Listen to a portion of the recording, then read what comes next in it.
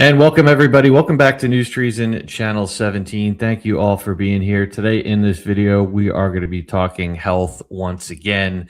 And, there's so many things coming out all over the place. It's almost hard to keep up with which outlets are actually uh, doing soft disclosure, which are declassing things and which aren't. So it takes a lot of time nowadays to scan everywhere. But, one of the things that we've been talking about over the last couple weeks ago or so, and really something that's been normalized over the last couple of years is the notion of anything to do with an EMP, directed energy weapons, EMPs, things like that, things which were previously conspiracy theories are now coming to fruition and being normalized in the info space, which is great to see. In fact, I just played a clip the other day, coincidentally in the wake of the Spokane fires, which some people believe may have had to do with directed energy weapons. We had Catherine Herridge out there talking about an entirely new group of whistleblowers with relation to Havana syndrome, which we know is one of the things that comes out of that. So it's coming at us from every direction. In fact, take a look at this clip. Again, not a big fan of 60 Minutes. We know that. But again, I pay attention to these outlets when you're getting legacy outlets on CBS, like a 60 Minutes, that are talking about things like this, which they call stealth weapons. Here, take a look. Independent sources from different agencies tell us that undercover Homeland Security agents purchased a miniaturized microwave weapon from a complex Russian criminal network. It's classified, we didn't see it, but it has been described to us. We are told it doesn't look anything like a gun. It's designed to be concealed and small enough to be carried by a person. It is silent and doesn't create heat like a microwave oven. Our sources say the device is programmable for different scenarios and can be operated by remote control. The range of the beam is several hundred feet. It can penetrate windows and drywall.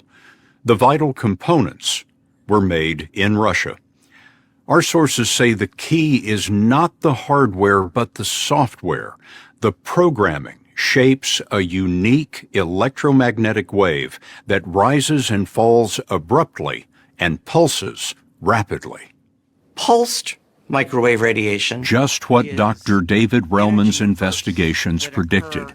He wouldn't talk about classified information in our interview, but his research found that Russian scientists had been perfecting the concept for decades. And what the Russians spoke about was the importance of the energy being pulsed in order to have biological effects on humans.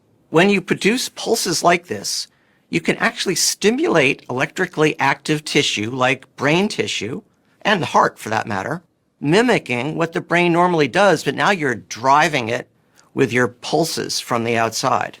An ideal stealth weapon. Ideal.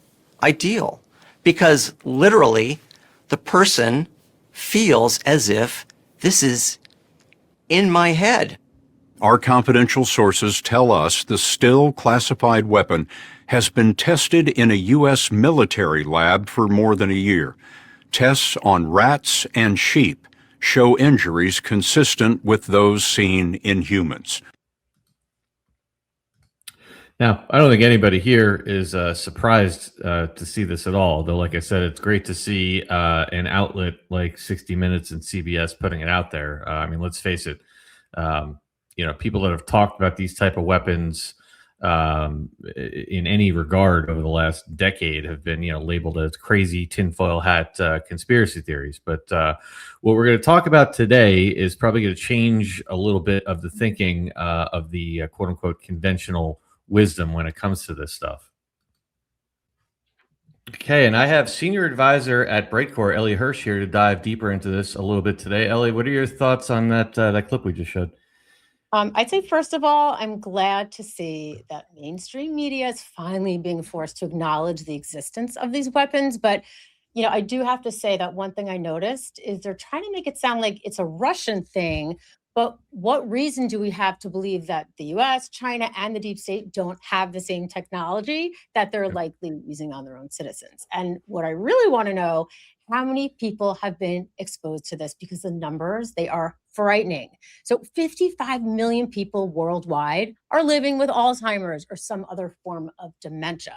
But what's scary is it doesn't just affect older people like everyone thinks, right? So early onset Alzheimer's is now affecting people in their 30s, in their 40s.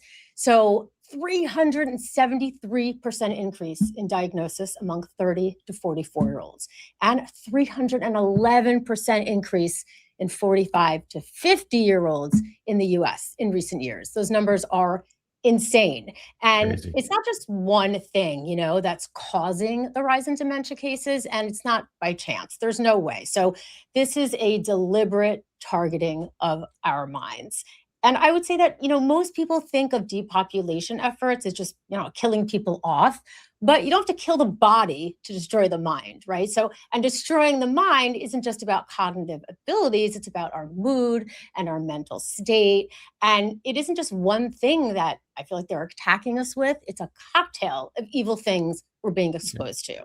So, tell me if you agree with this. We have unsafe, untested vaccines, right? A ton of prescription medications that's linked to a risk of dementia. And this is crazy. I didn't know this like a while ago, but prescription drugs, it's the third leading cause of death in the US. Isn't that crazy? Yep. Exposure to 5G radiation, let's say through like wireless devices. We've been told again and again, it's safe, but then a study will come out and then it contradicts that. And so it gets ignored and it gets buried. Plus, we have the chemicals in our food and our water and the toxins in the air. It just goes on and on. Yep. And, awareness, we're making a lot of progress with awareness, but, right now we still have a long way to go. And the outlook is still not looking that great. Here, take a look at this clip here. Health Watch report, a new study links dementia to air pollution. Research from the University of Cambridge found long-term exposure to air pollution from car exhaust emissions, wood-burning stoves, fireplaces, and construction dust were all robustly linked to dementia and Alzheimer's disease. Researchers used data from almost 30 million people, mainly in Europe and the U.S. Scientists expect the number of people with dementia worldwide could triple by the year 2050. Now, what are they blaming this one on? Well, they're blaming it on automobiles, but, let's be honest, automobiles have been around for a long time. So I don't think that quite explains the dramatic spike in dementia. With everything we know about what they're spraying in the air, exhaust from our cars is probably the least of the worries. But, not only are the incidence of cases rising astronomically, but it's the speed at which people's minds are deteriorating. It's happening at a rate we've honestly never seen before. Yeah, the car thing just doesn't add up to me. And it's the early onset one that really has my attention. Here, take a look at this clip. 5 million people worldwide are living with Alzheimer's and other dementias. Well, just like cancer, dementia is caused by diseases, and it doesn't just affect older people. Early onset Alzheimer's can affect people in their 30s and 40s. I got a chance to meet a caregiver in Green Bay who opened my eyes to what really happens to a person after an early onset diagnosis, what they go through, and the profound sacrifices made by a husband to honor his vow of in sickness and in health. Rhonda Sutherland, a wife, a mother, a local teacher. Rhonda was just 52 when the signs started to surface and officially diagnosed at 56. She started to repeat herself all the time, started asking the same questions over and over again, wouldn't answer simple questions like what time it is. I mean, as it turns out, she couldn't tell time, that she had lost the capacity to tell time. Just before their 40th wedding anniversary, Rob knew it was no longer safe for his wife to live at home, so he placed Rhonda into memory care. Finally, the brain shut down enough for nothing else, where she just forgot how to swallow, forgot how to eat, and I'd like to think, and it seemed at least at the time, peacefully passed away after a long, tough battle with this dreadful disease. It's tragic, and I'm gonna temper my comments about the mainstream media, because just going back to what we said before, like to even try to point this in the direction of something like automobiles, when my parents were my age, this just didn't exist, and automobiles were a lot more harmful back then. So, we're getting half truths, and it's tragic what you're seeing there. It is. I mean, you can see my eyes are tearing up. It's so sad. And unfortunately, it's just one of so many who have suffered this heartbreaking loss so early from dementia and Alzheimer's disease. It's terrible. I think so many people conflate the difference between dementia and Alzheimer's. So dementia is more of a broad term, right? For a set of symptoms like memory loss, impaired thinking, behavioral changes, kind of what he was talking about that interfere with daily life. So now Alzheimer's disease is a specific and progressive brain disease that's responsible for dementia. So probably around 60 to 80% of cases, which is caused by the damage and death of brain cells due to something that's called sticky protein buildup. So what general dementia and Alzheimer's disease have in common is they're both driven by inflammation and oxidative stress. So interestingly enough, inflammation and oxidative stress are also the main drivers for the risk of development of cancer cells. So what we eat, and we know this, has a tremendous impact on our cognitive health. So it impacts our levels of inflammation and oxidative stress, but more importantly, there's a direct link between the gut and the brain. It's called the gut-brain axis. So that's the highway between your gut and brain, involving nerves like the vagus nerve, hormones, immune signals. So they're constantly speaking. They're sending messages affecting mood, digestion, stress, even cognitive function. So with gut microbes playing a significant role in this crosstalk. So if you think of your gut as your second brain talking to your actual brain, it's influencing everything from anxiety to appetite. So when doctors often target brain disease, they prescribe medications in an effort to directly target the brain.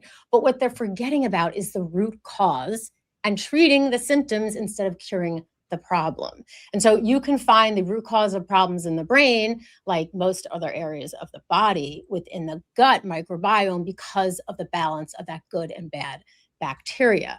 So there was a stunning scientific breakthrough, and it is reshaping what we know about Alzheimer's disease.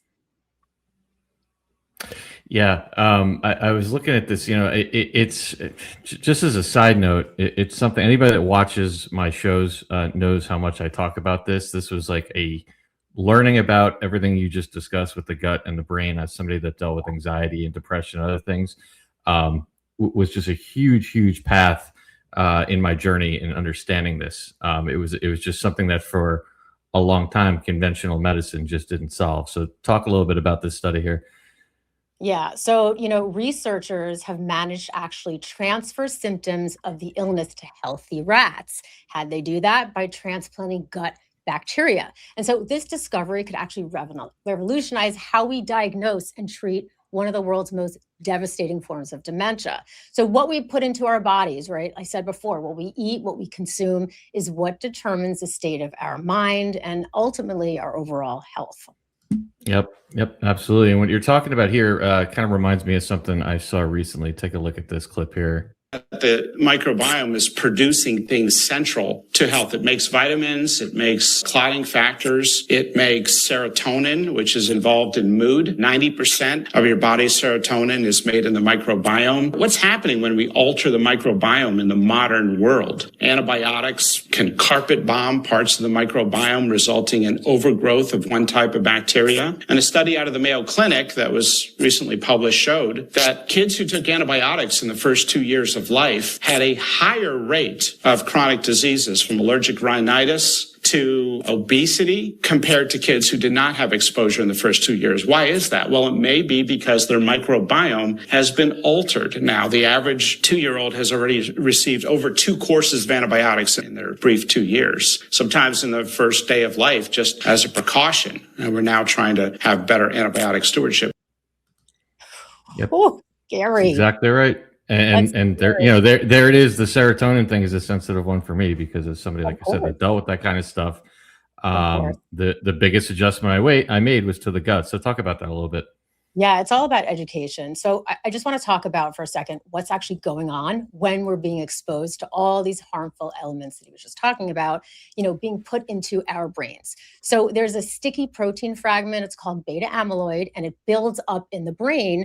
And what it does is it blocks the neurons from making connections and speaking with each other. And this is what causes Alzheimer's disease and other forms of dementia. So normally your brain clears the proteins away, but with dementia, the beta amyloid can clump together and they form what's called plaques between your brain cells.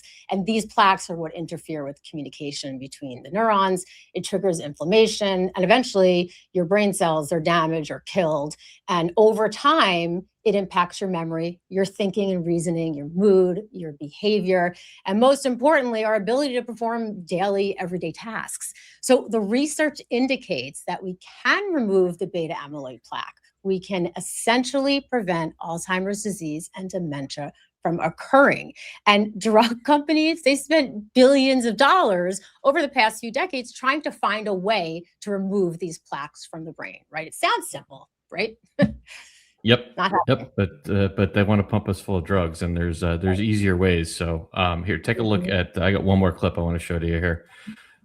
The whole point about Alzheimer's was now we have a genetic group of people that definitely have this beta amyloid. So all the research then focused on what drug, because that's how the pharmaceuticals make money. What's crazy is that I think there was like 6 or 7 drug companies, and they were all trying to find this antibody or some cure for this beta amyloid, and nobody ever found it. I think Biogen sank $18 billion into looking for this drug on this one immunotherapy, Aduhelm, and they were sure that that was going to do it. They submitted it to FDA twice, and they turned them down in 2019. That tells me if you have 5 drug companies that have been looking at it for 20 years for something that will stop beta amyloid, and nothing has ever worked. And funny enough, something that I've been talking about here for about 9 months now, the answer is a lot more simple than that, isn't it? Oh, it is. So what all of these big drug companies haven't been able to achieve with their billions and billions of dollars spent can actually be accomplished naturally with a centuries-old superfood called kimchi. That's right. Yeah. That's right. Talk about this a little bit. So let's look at the headline, right? So bioactive compounds in kimchi improve the cognitive and memory functions impaired by these sticky guys called amyloid beta. So kimchi demonstrated the ability to improve cognitive abilities, not just memory and performance, but with things like depression and anxiety that you were going through, because it prevents oxidative stress, inflammation, brain cell death. And remember, these are the same drivers I talked about before that lead to an increased cancer risk, which is why I wanted to point out another study that measured the potential of lactic acid bacteria that's found in kimchi as well to prevent cancer. And I quote here, the antibiotic tolerant probiotic presented in kimchi suppresses expression of carcinogen activating enzymes and possesses many other health benefits, such as the suppression of growth and development of pathogenic bacteria, intestinal regulation, and immune boosts, especially the W. Siberia and L. plantarum found in kimchi have many effects like anti-inflammatory, immune modulating, and blood cholesterol, reducing activity, which may account for their cancer preventative anti-cancer potential. So these are just a couple of the multitude of studies out there that have shown the dramatic positive health benefits that come when you consume kimchi regularly, right? So cardiovascular benefits, a stronger immune system, reduced risk of obesity, anti-aging effects. Honestly, the list goes on and on. And I have these conversations every day with people. And if I had $1 for every person that said, I eat sauerkraut, I'm good, I eat yogurt. Literally everyone says that. I don't need to eat kimchi because I already have fermented foods in my diet. Listen, any fermented food is great, right? But sauerkraut only contains 28 different probiotic strains, right? It's not much more than a lot of the supplements that are out there, okay? But pales in comparison to kimchi, which contains over 900. That's a huge difference, Yeah. right? So while sauerkraut may have some health benefits and it tastes great with hot dogs, there's a clear reason why all these studies are coming out about kimchi and not the other fermented foods. And, it's all about, like you said, the gut microbiome. It's about microbial diversity, and nothing, and I mean nothing, compares to kimchi's 900 strains plus of beneficial bacteria. So the key to getting all these benefits from kimchi is daily consumption. And that is why we created Kimchi One. And I don't know if you like kimchi, but I do, but it's not easy to eat every day. Yeah, I like it. I eat it fairly often, but again, I've spoken on previous videos with you guys. I think I want to say I started taking this particular product you're about to talk about maybe 9 months ago, and two major benefits. It was able to replace a lot of the supplements that I was taking to kind of lower my inflammation level, so I don't have to take as many. And sleep, it did a lot to balance out my sleep, which I think is all connected to my serotonin levels and things like that. So, I'm a testament to this. Everyone knows this is. I actually delayed a while even doing anything with this particular product because, like everything else, I wanted to try it first, and this is one of my favorites. I still take this every single day. 100%, I agree with you. So, for all those people, oh, I'll just eat a ton of kimchi, right? It's not a staple in the American diet. It is in Korea. By the way, they live on average 6 years longer than Americans, and we all know Korean skin is stunning. So, but now we've made it easy to consume every day. So these are convenient capsules. You take them every single day. We use a cold process drying method, so it retains all the fiber, all the nutrition of actual fermented kimchi, but virtually no sodium. If you're going to buy it in the store, it has a lot of salt, which leads to a whole bunch of other problems. It's 100% made in the USA, all natural, non-GMO, soy-free, dairy-free, gluten-free. And the best part of like hearing your success story are hearing the success stories of the people, our customers. Digestion and bloating, finally regular. And actually, that's my success story. Very bloated, not sure why. Within 1 week of taking it, I'm telling you, my pants buttoned up easier. It really just, you just feel better, right? Inside and out. People with their immune system getting sick all the time aren't getting sick anymore. Chronic fatigue, having zero energy, not anymore, right? Diabetes, they struggle with their blood sugar, their blood pressure, their weight. They are experiencing a dramatic change. In fact, there was even a study, it showed kimchi's ability to reduce body fat by 31.8% on overweight individuals. So, I mean, it really is unbelievable. Absolutely. I mean, this one checks all the boxes for me. It's something I use. It's something I have success with. It's something I know a lot of people have success with. It's made in the USA, and it's made and backed by a Patriot-owned company. So those are my three boxes. And I believe you have a special for the audience, right?